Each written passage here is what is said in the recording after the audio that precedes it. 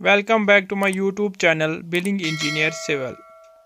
अभी हम साइट पे आए हुए हैं और आप देख सकते हो कि यहाँ पे फाउंडेशन के लिए एक्सकेवेशन हो रही है।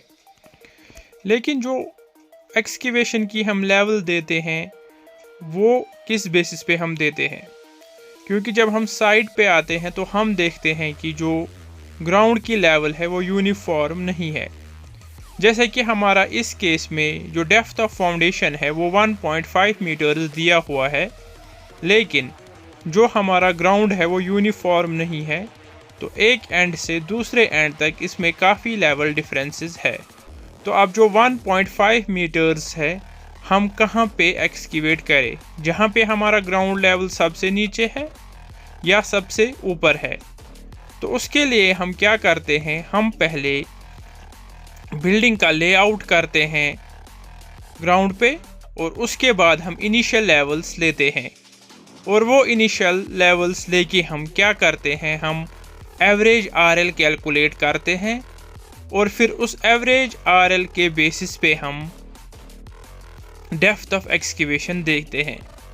तो मैं आपको दिखाऊंगा कि हम आरएल्स एक्सकेवेशन से पहले कैसे लेते हैं और फिर कैसे हम डेप्थ ऑफ एक्सकेवेशन उस बेसिस पे कैलकुलेट करते हैं। हमारी बिल्डिंग की आउटर पेरिफेरी लाइन हमने ड्रॉ कर रखी है। तो अब हमें लेवल्स उठाने हैं।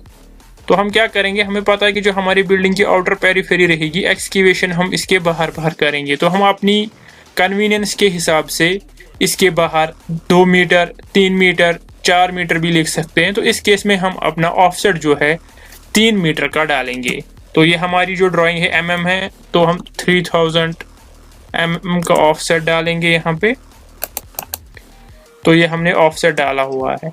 तो लेकिन कोशिश क्या करनी है कि जो हमारा ये प्लान आएगा, लेवल प्लान आएगा, वो रेक्टेंगुलर फॉर्म में हो। तो यहाँ पे ऑफसेट्स आ रहे हैं, तो हम इसको एक रेक्टेंगल में चेंज करेंगे। तो हम यहाँ पे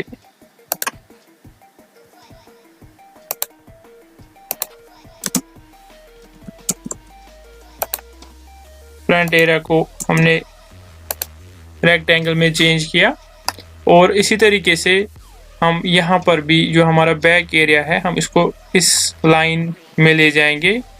तो क्योंकि ये हमारा कॉरिडोर छोटा सा एरिया है, तो इसको हम क्या करेंगे, हम यहाँ पे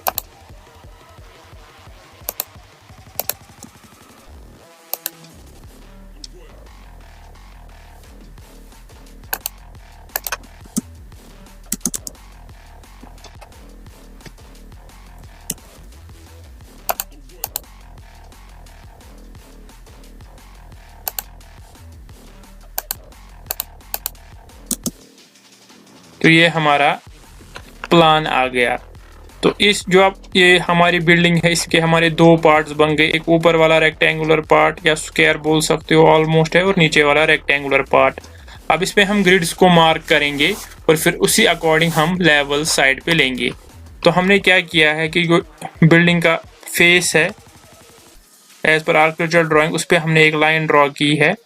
फिर उसके बाद 3 मीटर पे बाहर वाला ग्रिड लिया है जिसका नाम ए रखा है, और फिर 5-5 मीटर के ऑफसेट पे हमने सारे ग्रिड्स डाले हुए हैं, BCDEFGHIJK।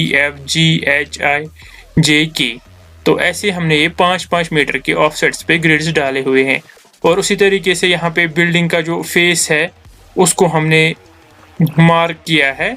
और फिर हमने क्या किया है, उसके बाहर भी हमारा जो ऑफसेट है वो 3 मीटर का है। तो यहाँ पे हमने डिस्टेंसेस लिखी हुई है कितने कितने मीटर पे हमने ऑफसेट डाला हुआ, 5-5 मीटर। तो 0, फिर 3, 8, 13, 18, 23, 28, 33, यानी कि हम 5-5 मीटर के ऑफसेट्स पे गए हुए हैं। और जो खाली लास्ट वाला ऑफसेट है वो हमारा राइट साइड में भी 3 मीटर का लिया हुआ है और लेफ्ट साइड में भी 3 मीटर का लिया हुआ है। तो उसके बाद हम क्या करेंगे, अब हमने हॉरिजॉन्टल ग्रिड्स और वर्टिकल ग्रिड्स जो मार्क किए हमने, तो अब हमें क्या करना है, हमको साइड पे एक बेंच मार्क लेना है। हम उसका आरएल एज्यूम 100 करेंगे और उसके बाद लेवल को सेट करके पहले ग्रिड A0, फिर A3, फिर A8, A13, A18, A23, A28, A33, A38, A43, A48, A53, A56, A61। तो इन पॉइंट्स पे हम लेवल्स लेंगे। उसी तरीके से फिर बी ग्रिड पे भी इन्हीं सभी पॉइंट्स पे, सी पे भी, डी पे भी, ई पे भी, एफ पे भी। और फिर जैसे हम जी ग्रिड पे जाएंगे तो जी पे हमें 17 मीटर से लेना है, G17, G20, G25, G30 up to G45। उस तरीके से H पे भी इन्हीं पॉइंट्स पे, I पे भी, J पे भी और K पे भी। तो जब इस पे हम रीडिंग्स लेंगे तो अब साइड कंडीशन पे डिपेंड करेगा कि हम लेवल एक ही जगह पे रखें या शिफ्ट करने की ज़रूरत भी पड़ सकती है।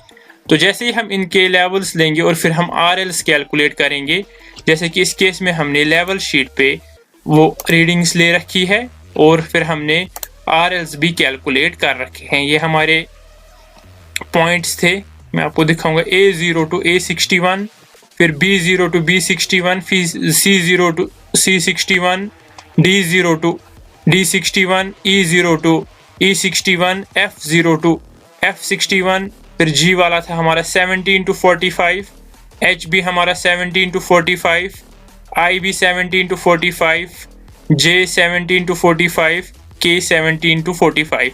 तो ये हमने इंटरमीडिएट साइड्स जो भी ली साइड पे, और उसके बेसिस पे फिर हमने RLs कैलकुलेट किए। तो जैसे हमने RLs कैलकुलेट किए, हम क्या करेंगे, इन RLs का एवरेज लेंगे। तो जो हमारा RL एवरेज करके हम देख सकते हैं कि टोटल रीडिंग्स हमारी कितनी है। आप यहाँ पे जब इनको सिलेक्ट करोगे तो हम देख सकते हैं कि हमारी टोटल रीडिंग्स 119 रीडिंग्स है, और उनका एवरेज करके जो हमारा RL आ रहा है वो है हमारा 98.89। और यहाँ पे हमने अर्थमेटिक चेक भी किया है कि जो हमने लेवल शीट लिया है वो उसमें कोई कैलकुलेशन एरर नहीं है। Four side minus back side की डिफरेंस हमने की है, और first RL minus last RL की भी डिफरेंस की है। तो हम देख सकते हैं कि दोनों की डिफरेंस 1.58 आ रही है, यानी कि जो हमने कैलकुलेशंस किए हैं वो मैथमेटिकली करेक्ट है। तब हमारा RL जो है वो 98.89 आ गया। इसका मतलब है कि जो हमारी ग्राउंड लेवल है उसका RL अब हम एज्यूम कर रहे हैं कि एवरेज करके हम एज्यूम कर रहे हैं कि हमारा RL जो है 98.89 है।